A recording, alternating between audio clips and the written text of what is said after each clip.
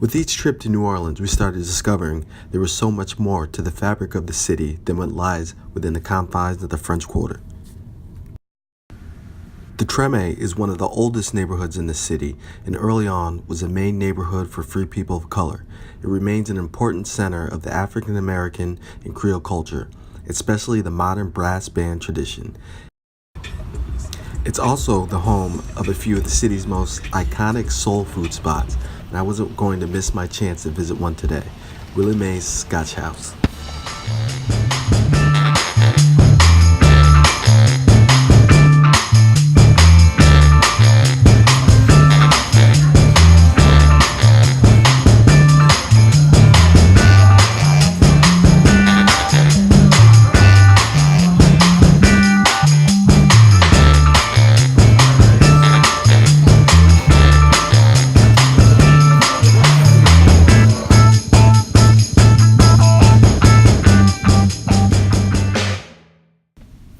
Satisfied that I had just mowed down some of the best fried chicken the city had to offer, I hopped in a car for a drive through the French Quarter.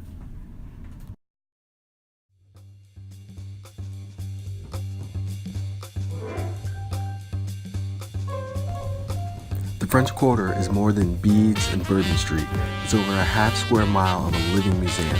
It's a place where you can see, eat, and hear history 24/7 with no admission charge. With most of the architecture being built during the late 18th century under Spanish rule, it's easy to see how the whole district is designated a National Historic Landmark.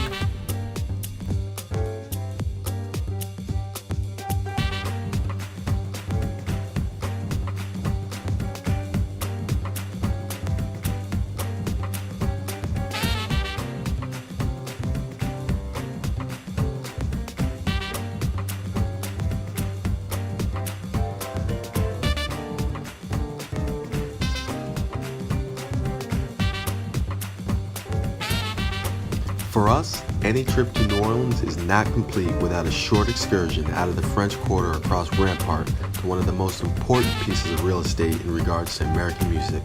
Tucked in the corner of Louis Armstrong Park is a place called Congo Square. With relatively liberal rules during slavery under the French, enslaved Africans were permitted Sundays off. Gatherings took place in various corners of the city where they were permitted to sell goods.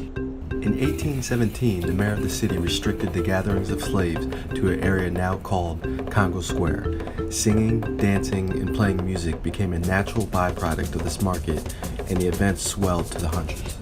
Every time I come here, I try to imagine the scene of hundreds dancing to the sounds of musicians using a range of instruments available from a number of cultures: drums, banjos, pan flutes, violins, tambourines, and triangles. Due to stricter rules than the rest of the colonies, this is the only place a gathering like this could be found, and people flock from all around the world to see it.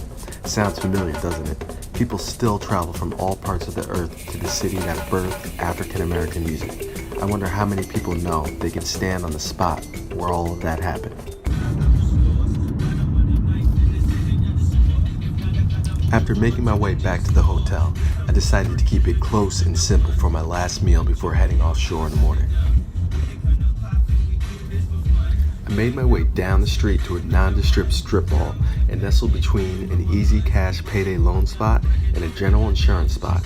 I found some fantastic Vietnamese eats in Pho or Pho Sunrise. I'm never quite sure whether to call it Pho, Pho, or just go with a Vietnamese spot. Anyway, it was a perfect change of pace before heading offshore for 28 days.